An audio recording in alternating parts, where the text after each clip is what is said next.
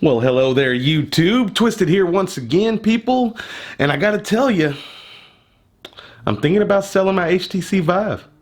I really am. I really am. Ever since I got my Samsung Odyssey, I've just been hooked on it. The lack of sensors, the inside-out tracking, it's been good. It's been great for me. Now, I have read some things about people having some issues and everything, but I've been exclusively running this thing on my laptop. It's an Asus ROG. It's got a GTX 1070 in it with 12 gigs of RAM and the i7 7700HQ. Great laptop, super duper laptop. It's been running so good on that laptop, in fact, I haven't even put it on my main rig that I run the Vive on. So I've just been rocking out with it, right? So the cool thing is the day that I received mine is the same day that they offered SteamVR compatibility. Now I know this is all somewhat new, somewhat fresh, so I figured I would show you guys me playing a little bit of SteamVR games. So yeah, I got roughly 40 something VR games. I think it was 39 at the time of me capturing some of this footage. But I got plenty of them and I've ran many of them through here without a hiccup, no issues. A lot of the controls automatically map to the Windows mixed reality controller, so that's awesome. And I only captured a few games here, like 3 or 4 just to show you, but I can tell you that so far so good. I haven't experienced any problems. So I figured we'd show you some footage, talk about it, and let you know how fluid things are inside SteamVR. And hopefully coming up soon, we can test out some Revive with a few Oculus Rift games on there. See what that's like. That sound good? Oh yeah, also I got a new mesh backpack to use. I'm going to try to do some VR in the park and VR just out and about. I got a mesh backpack. I figured that would help the laptop breathe, might help with cooling a little bit. So that video is coming up very soon. But without further ado, let's jump in here and see what's going on. Now I'm going to say, I really like how the Cliff House is set up with the Windows Mixed Reality. But what I usually do, how I launch SteamVR, I haven't set up an icon or a window yet. What I usually do is go to the desktop. I usually keep a desktop open, and then I just launch SteamVR from the desktop. But yeah, usually everything pulls up smooth. It opens right up. Now inside Steam Home is exactly as I remembered it on the Vive.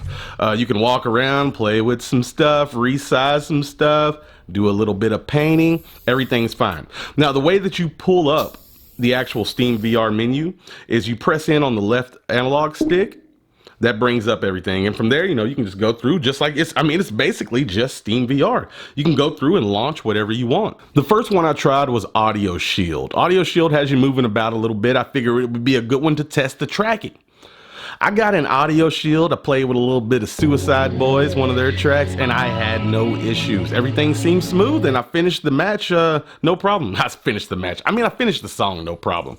So Audio Shield was perfectly fine. No problemo. The next game I fired up was Superhot. Now Superhot requires you to do a good bit of moving around, so I was worried about the tracking being a little faulty in here, but I got to report back once again. Superhot was super duper smooth. I don't think I lost tracking at any given point while playing Superhot, and I gotta say that is very impressive, and it looks better than ever with this Samsung headset, I must say. Now the next title is The Lab. Now I read some people having problems with The Lab, but I gotta say that once again, this was a pretty much, for the most part, smooth little situation. You get inside the lab, everything works fine. You can pet the dog, do whatever you want in there. I think the first thing I tried was the Crossbow game.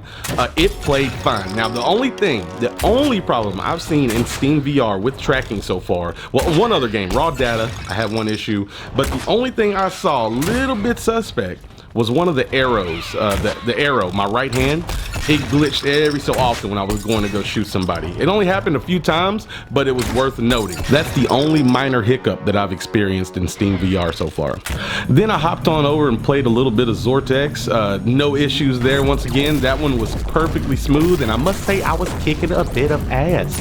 Yeah, Zortex was perfectly fine. Am I pronouncing that right? Zortex? That sounds right. I think that's how it's spelled. But anyway, yeah, that was a perfectly smooth experience, and it played fine once again. So yeah, people, once again, this was just a little quick test. I try to do what I can when I can. I don't know if a lot of you know or don't know, I have a main channel where I do nothing but vape reviews. So I try to sneak in these little tech reviews or VR tests anywhere I can. But yeah, that just for people who were curious or might have been on the fence. Now I can't speak for the Acer or the Dell or any of the other units, but I can say the Samsung running on some pretty good hardware plays flawlessly with SteamVR, and I'm very happy to report that. I'm still not 100% on if I'm gonna let go of the Vive just yet, but time will tell. Time will tell. So far, I'm smitten, and there's probably only gonna be upgrades from here. So, yeah, this is a great time to be in the VR, people. It's a great time to be an enthusiast.